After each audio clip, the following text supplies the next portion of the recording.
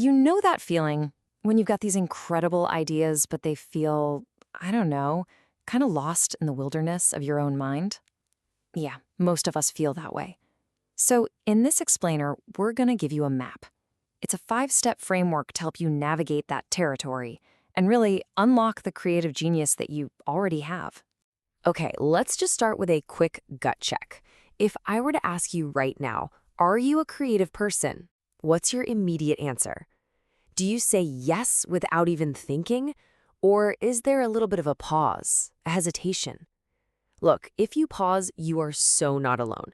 Most of us are taught that creativity is this, rare gift, something reserved for just a handful of special people. But what if that whole script is just wrong? The truth is, you're a genius, and you just might not know it yet. Seriously, creativity isn't some rare, magical talent. It's an innate human potential. It's a kind of genius that exists in every single one of us, just waiting to be woken up. Okay, so if we all start out with this incredible potential, where does it go, right? Why does that 5-year-old artist that lives inside all of us seem to just fade away? Well, the data on this tells a really, really surprising story. So check this out. This comes from a fascinating experiment by Gordon Mackenzie, who is the creative director at Hallmark. He would go into schools and ask students just one simple question. Raise your hand if you're an artist. And in kindergarten, almost every single hand shot up. We're talking nearly 100%. But then he'd go to a first grade class, a little less. And by the time he got to 12th grade, it was less than 5%. Think about that drop. We don't lose our creativity, we're just conditioned to believe we've lost it. But here's the thing. That creative spark, it doesn't just vanish into thin air. It's still in there.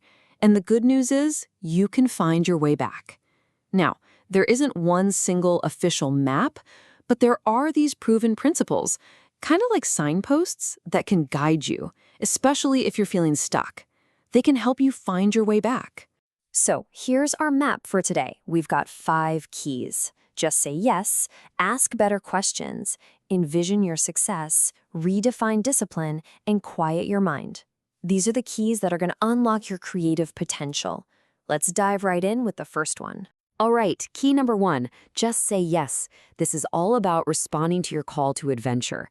And really, this first key is about taking that initial, absolutely crucial leap. It's that moment you just decide to jump in with both feet, no matter what obstacles you think are in your way or how totally unprepared you feel. The great mythologist Joseph Campbell put it perfectly. He said, "The first step in any hero's journey is responding to the call."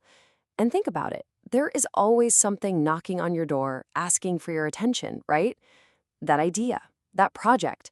Saying yes is the commitment that launches the whole adventure. It gets you past that very first hurdle. You can think of it like the fool from a tarot deck. Now, he's not actually foolish. He's faithful. He's the one who steps off the cliff, completely trusting that the ground is going to rise up to meet his feet. And that right there is the essence of saying yes. You have to have faith that the path is made by walking it. Okay, so that leads us right into our second key, ask better questions. This is all about the art of framing the problem. Because once you've said yes, once you've taken that leap of faith, the quality of your entire journey is going to be determined by the quality of the questions you ask. And who better to talk about this than Albert Einstein? He once said, "If I had an hour to solve a problem, I'd spend the first 55 minutes thinking about the question and the last 5 minutes solving it." I mean, wow, he revealed a huge secret to genius right there. Most of us, we rush straight to the answers. We start brainstorming solutions. But real creativity, real genius, is about slowing way down to make sure you're asking the right question to begin with. So what does that look like? Well, it's a huge shift. You move from this frantic search for an answer to a much more curious exploration of the question itself. Instead of just brainstorming, you start asking, okay, but what's the question behind this question?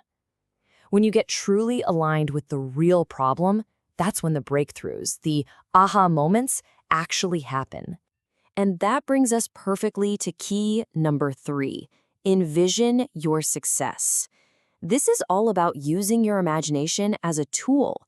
Think of your imagination like a muscle. And for a lot of us, as we grow up, that muscle gets a little weak. Even Einstein said his gift of fantasy meant more to him than his ability to absorb facts. So, how do we start using it again? Here's a really fun and powerful technique you can try right away. Pretend you're a journalist from the future. Imagine it's a year from now and your project, whatever it is, has been a wild success. Your job is to write the story of how it happened. This acting as if exercise is so powerful because it actually helps you uncover all these clues to success that are already inside you. It makes your vision feel real and tangible. All right, on to key number 4. And for this one, we need to do a major mindset shift. We're going to redefine a word that, for most of us, has some pretty negative vibes. That word is discipline. See, when most of us say, ugh, I need more discipline, what we really mean is, I need to punish myself into doing the work. But let's look at the root of the word. It comes from disciple, someone who is a follower, someone who's intrinsically motivated because they love the teacher or the path they're on. So true discipline isn't about force. It's about becoming a disciple of your own project. It's about falling in love with the process so much that the work just becomes an expression of that passion. And that brings us to our 5th and final key, quiet your mind. This is about creating space to receive. So, you've said yes, you've asked the right questions, you've envisioned your success, and you've found your passion. Now what? Now you need to make space. You have to turn down all the noise so you can finally hear the signal. Think of your mind like a really sensitive antenna, totally ready to pick up on brilliant insights. But most of the time, it's just cluttered. It's full of static from our to-do lists, from social media, all that digital noise. The solution, though, isn't complicated at all. Simple things, going for a walk, sitting by a river, meditating, even just staring out a window. These things help you tune your antenna so you can receive the very ideas you've been looking for. So, you've been given the keys and you've been given the map. We've come full circle, right back to where we started, with a call to action that only you can answer. So what is it? What is that project, that dream, that secret little wish that's been knocking on your door? It's time to answer it. It's time to say yes.